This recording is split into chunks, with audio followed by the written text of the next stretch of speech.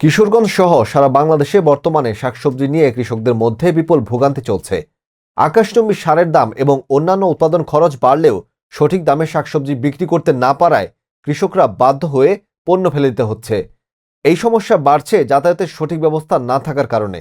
ফলে কৃষকরা তাদের উৎপাদিত শাকসবজি সঠিকভাবে বাজারে পৌঁছাতে পারছেন না। কৃষকদের অভিযোগ, যাতায়াত ব্যবস্থা উন্নত হলে তাদের উৎপাদিত শাকসবজি ঢাকা সহ সারা বাংলাদেশে সঠিক দামে পৌঁছাতে পারত, যা কেবল কৃষকদের লাভজনকই হতো না, বরং সাধারণ মানুষও পুষ্টিকর খাদ্য পেত। বিস্তারিত দেখুন এনামুল হক জুনায়েদের তথ্যচিত্রে। ভাই শাকের কপালে আসুন আর মূলার কপালে আসুন, এই দেখেন অবস্থা। মনটাই কয় কি করলাম। এই দেখেন, এই দেখেন শাক, এই শাক, এই শাক, এই শাক বেচতে পারি না ভাই।